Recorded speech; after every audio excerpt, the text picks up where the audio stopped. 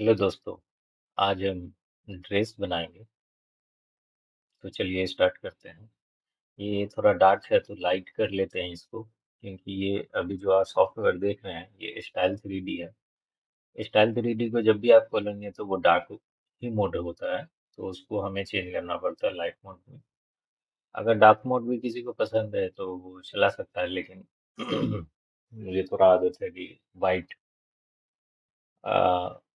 Light version हो तो अच्छा लगता है।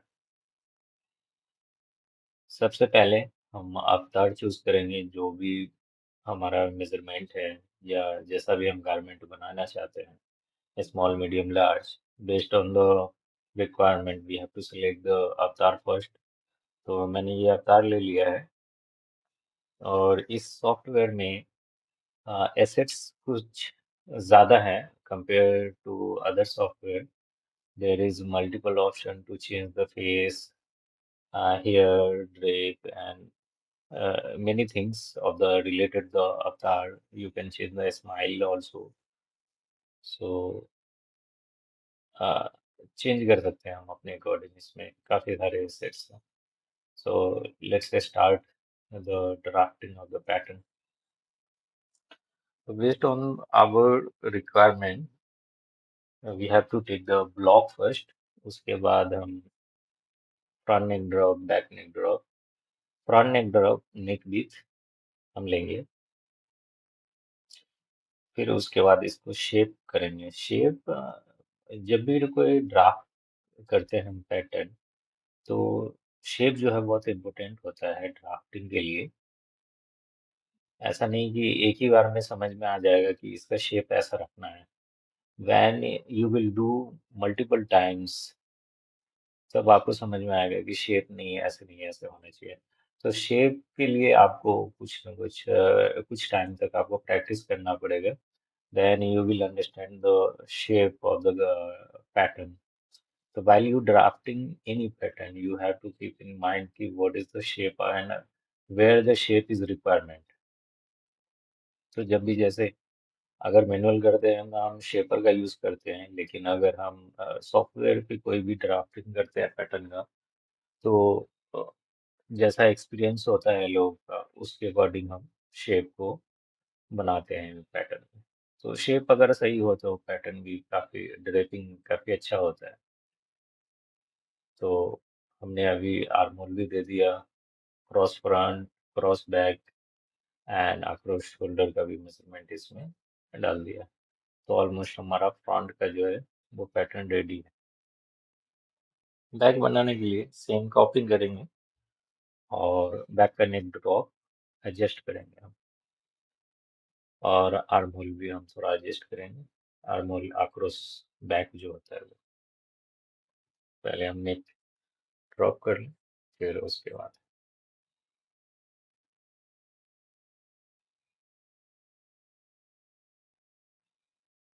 तो जब भी हम आक्रोश फ्रंट और आक्रोश बैक को चेंज करते हैं, तो आक्रोश फ्रंट से थोड़ा सा कंपैरिजन का back, back is wider than the front. तो जब भी हम बनाएंगे तो उसको थोड़ा सा हम प्लस रखेंगे। जैसे अगर हम इसका रूल देखें तो रूल ये होता है कि शोल्डर एंड उससे कम होगा हमारा बैक और उससे कम होगा हमारा आक्रोश फ्रंट। शोल्डर, आक्रोश बैक, आक्रोश फ्रंट, ऐसे। अगर शोल्डर और आक्रोश बैक में आधा इंच का डिफरेंस है, तो फिर आधा इंच और हमारा फ्रंट में डिफरेंस होगा। तो उससे क्या होगा, शेप हमारा बहुत अच्छा बैठेगा। कहीं पे ऐसा नहीं है कि एंगल आ जाएगा या कुछ भी ऐसा। तो हमने ये फ्रंट और बैक दोनों बना लिए हैं। और ये थोड़ा सा जो आप सेंटर फ्रंट में देख रहे हो, that is the overlap around 3/4 inch. So it looks like V shape. तो ऐसे ही हम स्टिच कर लेते हैं। और 3D में क्या है कि आप जब भी कोई 3D बनाएं, तो कोशिश ये करें कि जैसे जैसे पैटर्न बने वैसे वैसे आप स्टिच करते जाए, तो उसका लुक भी आपको समझ में आएगा। और कई बार ऐसा होता है कि अगर आपके पास बहुत सारे पैटर्न हैं, तो यू डू वन थिंग कि one by one you can drape the garment. ऐसा नहीं कि सारे पार्ट आप एक बार में प्लेस कर लिया अरेंजमेंट पॉइंट से, देन वो आपने सिमुलेशन किया, तो उसमें क्या प्रॉब्लम होता है जब आप सिमुलेशन करोगे तो पार्ट्स अगर ज्यादा है तो कहीं पे भी ओवरलैप होने का प्रॉब्लम होता है। तो यू डू वन थिंग कि part by part you have to drape. जैसे दो पार्ट को हमने पहले स्टिच कर दिया, चार पार्ट को पहले स्टिच किया एंड सिमुलेट करते रहे, तो उससे क्या होगा, आपका जो मशीन है, जो सिस्टम है, वो भी ज्यादा उस पर लोड नहीं पड़ेगा और धीरे धीरे काम आपका कंप्लीट होता जाएगा।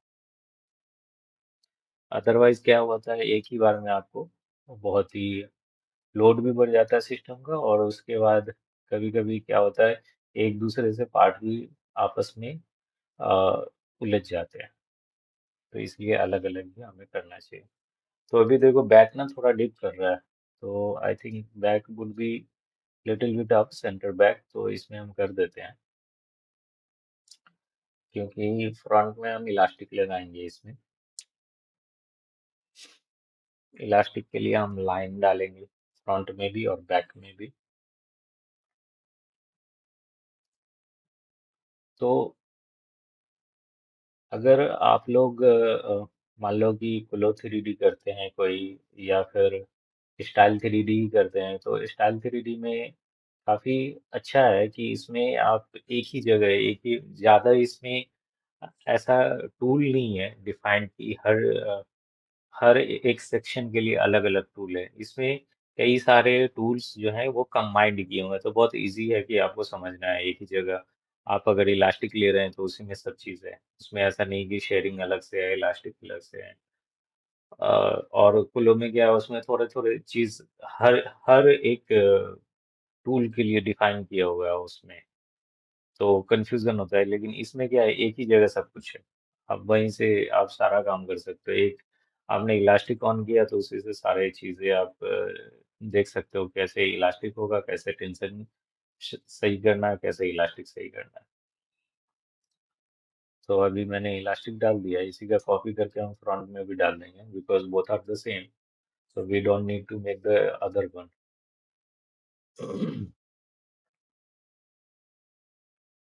सो अच्छा, इस सॉफ्टवेयर में अगर हम देखें तो इस सॉफ्टवेयर में कुछ टूल्स भी जो हैं वो काफ़ी अच्छे हैं। जैसे अभी मैं आपको टूल दिखाऊंगा, स्पाइरल जो टूल है वो अदर सॉफ्टवेयर में नहीं है, जैसे फ्लो में तो है ही नहीं, इसमें है। तो इसमें बहुत अच्छा सा कैस्केटिक अगर रफल बनाना हो तो इसमें काफ़ी अच्छा बन जाता है। तो अभी मैं इन दोनों पे ये क्लोन ओवर करके दोनों को बना रहा हूँ, ताकि जब भी आप क्लोन ओवर करते हो ना किसी भी पैनल पे, और उस पे इंटरनल लाइन हो या फिर उसके ऊपर कोई इलास्टिक लगा हुआ हो, तो क्लोन ओवर में क्या होता है, लुक बहुत अच्छा आ जाता है आपका। ऐसा दिखेगा, it looks like a original panel, original garment. तो हमें जब भी अगर कोई गारमेंट बनाना हो इलास्टिक वाला, तो हम कोशिश करें कि उसको क्लोन ओवर कर दें। और क्लोन ओवर में क्या होगा कि उसमें दो पैनल, एक पहली बात तो कि दो पैनल हो गया, जो एक्चुअल गारमेंट में भी पैनल डबल ही होते हैं। हम लोग कभी क्या करते हैं, सिंगल पैनल ले देते हैं और उसी से पीस बना देते हैं, 3D बना देते हैं, लेकिन हमें डबल ही रखना चाहिए, जैसा हमारा सैंपल होता है। तो सैंपल और 3D का जो लुक है वो both will be similar, not same, it would be similar. So अभी हमने इसके ऊपर एक और क्लोन ओवर करके लगा देना हमने। तो इसका लुक क्या होगा, काफी अच्छा दिखेगा लुक जब क्लोन ओवर करेंगे। तो अभी तो पार्टिकल डिस्टेंस है, when we will reduce the particle distance, then it looks like original drape.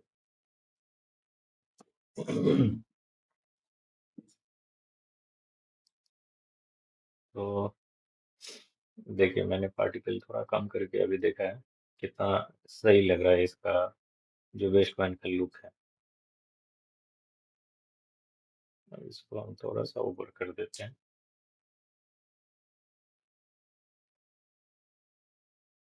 Levelling के लिए अब सही लग रहा थोड़ा। चलिए, ओके, अब हम we will start to making the skirt panel. Skirt panel में मैंने आपको जैसा बोला, ऊपर में हम गैदर नहीं देंगे, just will increase the volume of the bottom, ताकि क्लीन लगे हमें जो स्कर्ट का पार्ट है। वैसे होता ऐसा नहीं है, ये ऊपर में फिक्स हो गया। वैसे एक्चुअल गारमेंट अगर देखा जाए तो ऐसे बनाना वेरी डिफिकल्ट कि आप ऊपर में इलास्टिक दे रहे हैं, नीचे में नहीं दे रहे हैं। लॉजिकली जो टेक्निकल साउंड है उसमें तो ये होना चाहिए कि नीचे में भी हमें गैदर थोड़ा सा देना चाहिए, लेकिन अभी क्या है कि ऊपर में गैदर है तो पहनने में इसे ज्यादा प्रॉब्लम नहीं होगा, तो हम सिर्फ नीचे दे सकते हैं।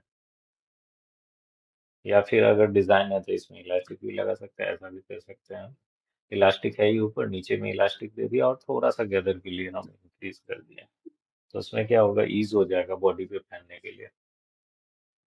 जब भी हम कोई स्टाइल बनाते हैं तो हमें ये समझना पड़ता है कि सारी चीजें जितनी भी है वो फिटिंग रिलेटेड सही हो रही है कि नहीं हो रही है। ऐसा नहीं कि सिर्फ पैटर्न बना दिया बस हो गया या कुछ और। अभी हम लेवल कर रहे हैं गारमेंट को, ये ना एक्चुअल में लेवल कर देता है जहां से भी।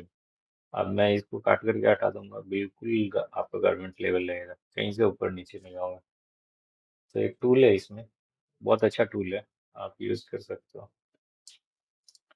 ये स्पाइरल की मैं बात कर रहा था। ये स्पाइरल का टूल बहुत कम सॉफ्टवेयर में होता है, 3D में। 2D में तो almost every software have this tool, पर 3D के सॉफ्टवेयर है उसमें सब में नहीं है जो ऐसे स्पाइरल बना सके। तो मैं ये कह रहा था कि जब भी हम पैटर्न बनाए तो पैटर्न बनाते समय हम टेक्निकल चीज जरूर ध्यान में रखेंगे कि हमारा इलास्टिक लग सकता है, वहां पे नहीं लग सकता। ये कैस्केट रफल जो हमने बनाया है, ये रफल लग सकता है, अटैच हो सकता है कि नहीं हो सकता है। ये सब ध्यान में रखते हुए हमें पैटर्न बनाना पड़ता है, ना कि जस्ट हम पैटर्न बना दिए, 3D है तो 3D भेज दिया, ऐसा it does not happen.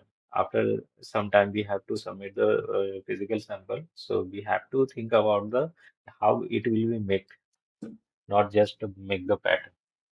Pattern बना के 3D में तो कुछ भी आप सिल सकते हो, बट अगर वही आपको फिजिकल बनाना हो, how will you make it?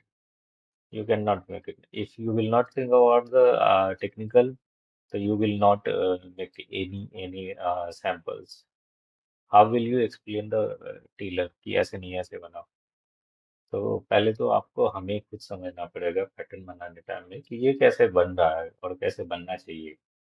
Then you can explain the tailor, whatever the people are around you, like a supervisor or someone.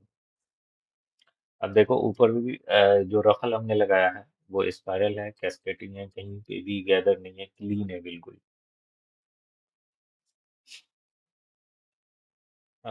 जैसा कि मैंने बोला था, इसमें काफी सारे एसेट्स हैं, जो बहुत है एसेट्स इसमें, तो जब भी यूज कर सकते हो आप। काफी फन है, लाइक स्माइल चेंज कर सकते हैं, फेस चेंज कर सकते हैं, इमोशन है, बहुत सारी चीजें हैं इसमें। ये देखो, ये काफी सारी चीजें हैं। और खुद से कुछ कस्टमाइज भी कर सकते हो आप, इजी है थोड़ा करना। और इसमें बहुत सारे टूल्स भी नहीं है अननेसेसरी, कुछ भी टूल्स है इसमें, लिमिटेड टूल है जिसका काम ही हमें करना है, यूज ही होता है ये सारे। और इंटरफेस में ही होता है, ऐसा नहीं है कि छुपा हुआ कहीं तो आपको प्रॉब्लम होगा, सब दिखते रहते हैं इसमें। तो कैसा लगा ये वीडियो और ये सॉफ्टवेयर कैसा लगा आप लोगों को? और इसका गारमेंट कैसा, ड्रेप कैसा आ रहा है, आप लोग जरूर कमेंट करके बताइए, क्योंकि ये सॉफ्टवेयर भी काफी पॉपुलर है और अच्छा है, मार्केट में चल रहा है। और इसके जो ड्रेप है वो भी अच्छे हैं। और कौन कौन इसमें से यूज किया है, जो आप लोग अगर देख रहे हो तो कमेंट में जरूर बताइए कि कैसा लगता है आपको। Thank you.